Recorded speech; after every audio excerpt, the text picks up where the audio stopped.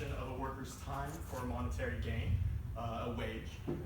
My thesis tries to answer the question on how the factors that go into determining a worker's wage change over their life cycle, paying special considerations into on-the-job training, job mobility, and sorting, be it firm or job title. I'd now like to talk about some of the theoretical explanations of life cycle wages, focusing on sorting, human capital accumulation, job shopping, and job search. Beginning with sorting, this entails that either the worker or the firm tries to find the best employer-employee match respective to their expectations. An example of which can be seen when a worker decides to leave a certain firm and the firm wishes to replace said worker. They have to have some sort of cost to replace. A strategy that has been proposed by Salop and Salop is if a firm predictively increases an employer's wage with their tenure at the firm, the applicant pool will have mainly workers with a low propensity of quitting. Following to human capital accumulation, we observe that workers that are more productive gain a higher wage, and there are two main ways in which a worker can become more productive through learning, either conventional learning or on-the-job training, be it job-specific or general. Moving on to job shopping, is a search for a suitable job when workers cannot perfectly predict their own aptitude or liking to a specific job. There are two assumptions that are made in such theories. One of them is that the characteristics of a certain job is search good, and one that they are inexperience good. On to job search. Job openings occur more or less random over a certain period in time. This means that employees that have been longer inside of the labor market have had more opportunities presented to them. Burdett poses this quite succinctly. He says that older workers receive higher wage rates on average because they have obtained more job offers. And the more job offers a worker receives, the greater the probability of a high wage rate job will be found. Now I would like to talk a bit about the model that I used. It's a high-dimensional fixed effects regression. I will now explain a bit about what each variable is. Our WIT is the natural log of wages. Our X of IT is the time-varying regressors. Our beta is a vector of coefficients for the observed characteristics. Our theta I is the worker fixed effect, or the personal effect capturing the portable component of earning ability. Our phi of F of IT is the firm fixed effects for the firm in which individual I is at time t, given by the function FIT. Lambda JIT is the job title fixed effect that has a similar notation to that of phi of F of IT. And Xi, E of IT, is the labor market experience fixed effect. This is the main contribution of my work to the already existing body of knowledge in this field. I also include delta T, which is a calendar year fixed effect to control for any macroeconomic changes or business cycle, and my epsilon IT is the error term, which assumes the normal conventional assumptions. Once I have my model, I use a Gelbach decomposition in order to see the effects of the intended fixed effects on labor market experience. The way in which I use this decomposition, which is based on the omitted variable bias, this decomposition is used to disentangle the contribution of each excluded variable. What this means is the excluded variables from the full model to our base model. Our base model only has XIT beta and our labor market experience fixed effects, and the full model has all of the variables shown in the earlier slide. And this sees the contribution of each excluded variable, our fixed effects, to the variation of the coefficient estimate of labor market experience. In practice, this decomposition is achieved by estimating regressions which the fixed effects become the dependent variable and the regressors are those of the base model up there.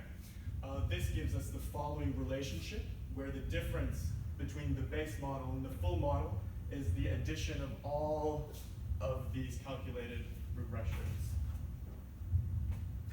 I applied this methodology on the rich data sets administered by the Portuguese Ministry of Labor, Quadros Pessoal and Relatório Único. It is based on a mandatory annual survey. On this data set, I impose a certain number of restrictions. The main ones are I limit myself to full-time workers with ages between 25 and 54 in order to try and avoid any selection bias into or out of the workforce.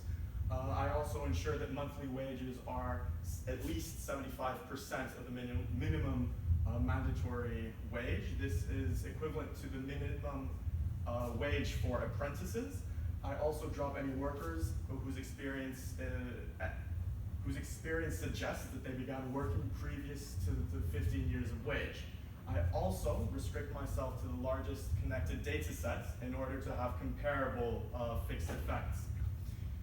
This leaves me with a quite rich data set of approximately 40 million observations. Furthermore, I create a variable for labor market experience as it was not included in the original data set. The way in which I define this is the labor market experience for individual I at time t is the addition of each tenure of jobs the individual I has had up to time t. Now, I would like to go on to the results from this analysis. Starting with a full sample analysis, I would like to present how from here on out I will be presenting the results from a point in time perspective where I'll be choosing a year of labor market experience, seeing how the returns have been up to that point and the consequent decomposition of the components. And I would also like to present a more ranged approach where I pick a certain range and see how wages increase in that range. I'd also like to explain what each one of the lines is in the figure. Human capital is our labor market. Start with the total, right? Okay. Well, total comes from the regression of our base model. It's the labor market experience controlling for all of the variables in X of IT and my macroeconomic components. Then moving on to human capital, which is the labor market fixed effect coming from my full model, controlling for firm, job title, and worker. My firm is the component coming from the firm fixed effect, the job title from the job title fixed effect, and the worker from the worker fixed effect. I picked 20 years of labor market experience, as 23 years marks the 90th percentile, and 20 is a good enough approximation. At 20 years, we have the wages increased by 41%, and we see that the main drivers of which are human capital accumulation and worker. From the 10-year mark, half of 20, we see that wages increased by 24%, which is slightly higher than half of that from the 20% mark, from the 20-year mark. This indicates that wages don't increase fully linearly. At the 10-year mark, we see that the main driver is human capital accumulation. When we look at a ranged approach, taking into special account the first 5 years of labor market experience and the 5 years leading up to the 20th year of labor market experience, we see the great difference of wage gain, and we see that the wages increase quite significantly early on in a worker's life cycle, mainly driven by on-the-job training that they received. Now, I would like to take a look at a breakdown of the results on an educational level. I'll be looking at 3 different education levels. Individuals that have the first cycle of basic education, individuals that have obtained a secondary education, and college graduates. On the left, my figure is showing a simple regression of labor market experience to wages. I think this is very important for us to see as the wages for each group start at considerably different rates. And later on, we must keep in mind that an increase is on the base wage.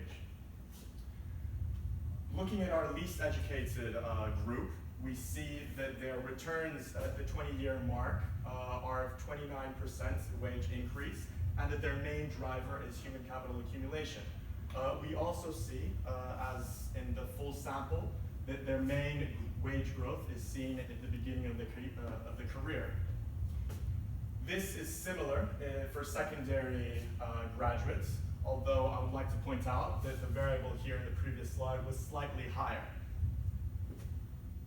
Moving on to our most educated, we see that their wage increase at the 20-year mark is 34%, and that their main driver remains human capital. Furthermore, we see that all of their returns are higher than the previous groups, which is to be expected. Now, I would like to take a glimpse into the impact of job mobility. This regression here is the same as in the full model, yet, although now I've included a previously omitted variable, which is that of job mobility. With this gives us a fuller image of how You should define job mobility. So. Okay. Job mobility, I defined it as the number of jobs an individual has up to point T without passing through unemployment. So I created a new variable, which was a job spell variable, and that's what I'm controlling for in job mobility. With this gives us a richer image, and we see, again, at the 20-year mark, the 41% increase is now subdivided itself in a different way. There is a decrease of returns to human capital as we are now controlling for job mobility, yet the remainder still remains the same, that the largest increase in wage happens early on in the career, driven by human capital accumulation. Finally, I would like to say that this thesis was a high-dimensional fixed effects regression model in which I applied a Gelbach decomposition. And I found that at the 20-year mark, wages increase on average by 41%. Those 41%, the returns of job training are approximately 25%. The sorting into better paying firms are 19%. Sorting into better paying job titles are 10%. Job mobility accounts for 14% of the 41%. And 32 comes from returns to the worker's ability. On the education front, I find that most educated workers have consistently higher returns than the rest, and individuals with less than or equal to 4 years of schooling, our less educated group, receive slightly higher returns to education than those that have a secondary education.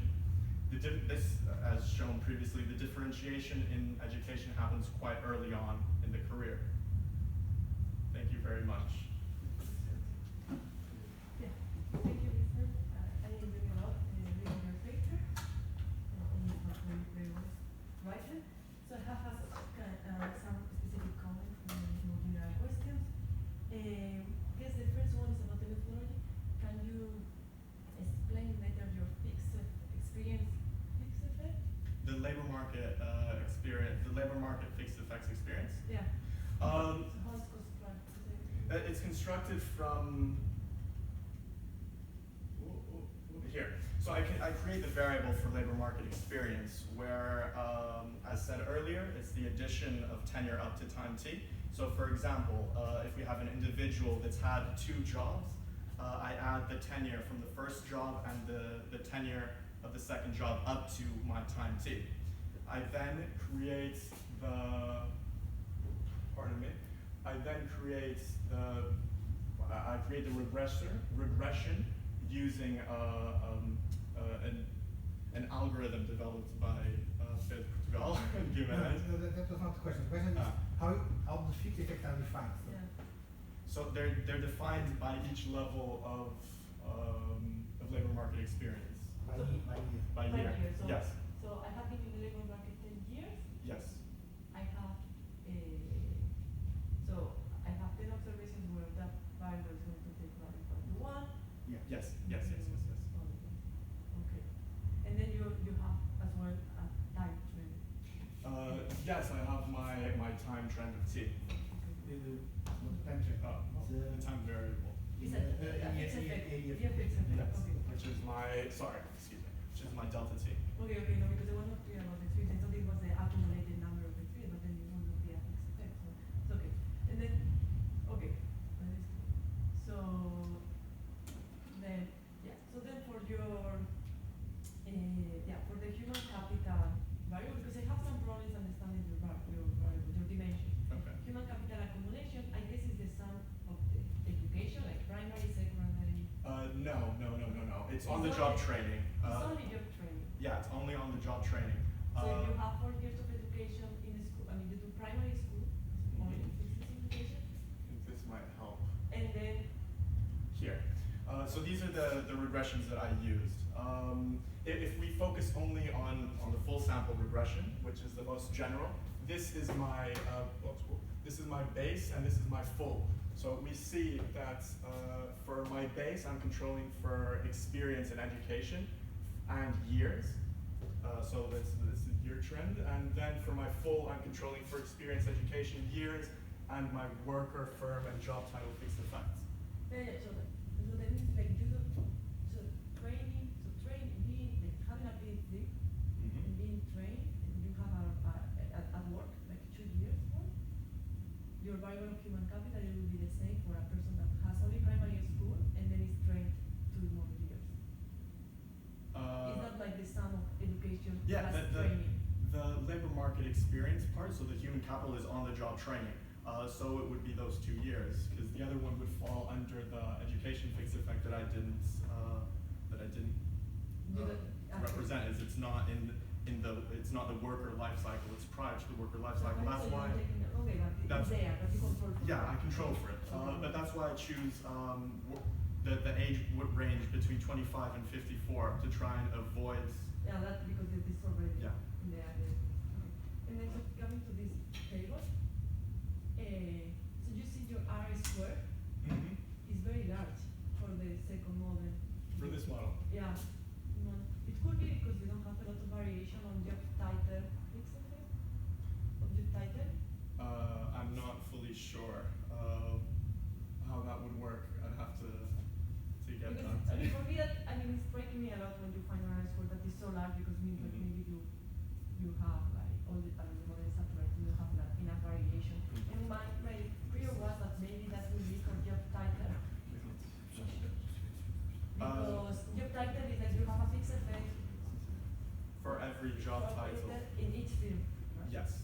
For every component, which in the data set is a categoria profissional, professional category.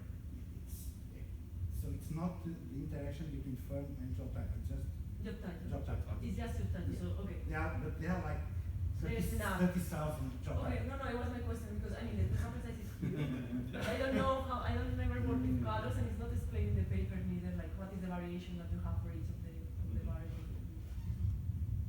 Okay. And then so when you look at the education result, across education, Yes. have you checked whether these are different? Like the results, there are significant difference across education groups? So if I understand your question, If you have to run a test on whether the periodic composition is significantly different. I mean, you see that there are differences in mean, but we don't know whether this is significant or not. But no. it's like, statistically different. yeah, I did not run a test for statistically significance between education levels. Okay. And then, so another like more big comment because I think this is a nice exercise that you have done. So one thing is like now, at least in Spain, in popular business, there is a lot of debate about differences in earnings by gender. And in your table, I think that you see that the gender variable is significant. Yes, the gender variable is significant. However, when we pass to the full model, Yeah, it is absorbed into the worker fixed effect. Yeah, but I was wondering whether you can do the same experiment that you do with comparing secondary and tertiary education, comparing male and female, I mean, a and lot. see whether there is a difference in the earning profiles and the things that matter. One of the papers that I based my work on to understand understand the fixed effects was a paper by Portugal, in which he does look at the gender age gap. I don't think, correct me if I'm wrong, I don't think that he goes into the education breakdown, but Yeah, it's another paper. Sorry, I don't know the literature. Okay, but I was, No, but when I it's- read the paper, I think, okay, this would be great to do, somebody see, like, because my question, my last question I'm done here is what are the policy implications for this work? For this work, I don't see many policy implications. It's more of a study of how the labor market is currently. But it could be used for gender discrimination impacts, as one of the papers already suggests. But yeah, the methodology can be applied, I believe. The question is how do your results change? Well, the main contribution is this job mobility, It's And, the labor market experience. the experience, okay. So what do you get different from not including that? I mean, there's not that that large amounts of volume of literature in this area that reports similar statistics. The literature it began in 1999 with an AKM model where they represent the firm and the job and the worker fixed effects. Later, some of Portugal's papers show worker, firm, and job title fixed effects. However, there were none that compared to the control for the same variable, so it's very difficult to compare across papers.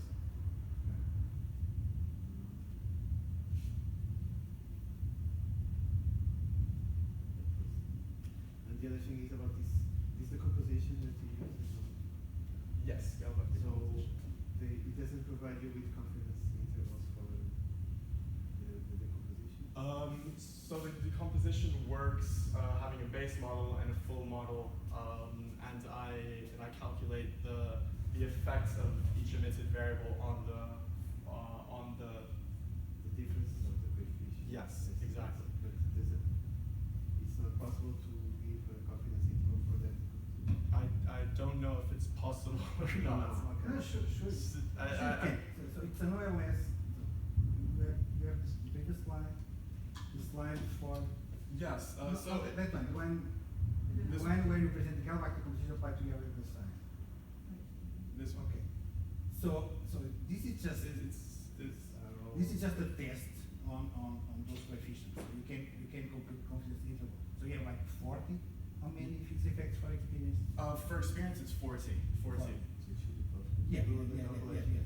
Because then if you go to the table and you have this decomposition to say, well, you have this decomposition which, no, the other one.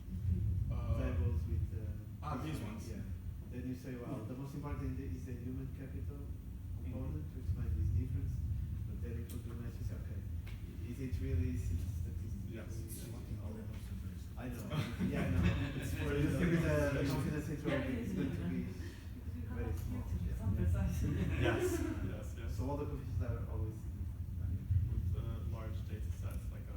Yeah, you can. Yeah, actually, you can tell if you remember. So when you regress, when you get to the regression from 40 coefficients, whether each. Yeah, they were all the T statistics were always very. None of them jumped out as being statistically insignificant. Okay. Yeah. The question is, well, so you have, for instance, 20 years. The first 20 years, the human capital accounts for 37%. It's right? 37% of this 34%. Yes. Okay. And so when you do this, the final question is when you do this decomposition from the people with lower education and higher education. Yes. So I would expect experience to be more important for low education education. people, right? Because experience or work. So those not the human capital, but the other components would kind of compensate this effect, right? But I don't see that very as strong as we by the numbers. I would expect a larger difference.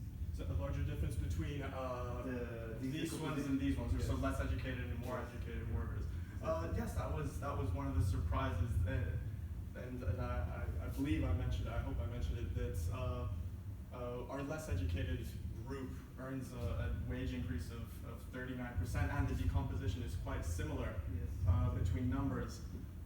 That was one of the surprises I saw. Yeah. Which means that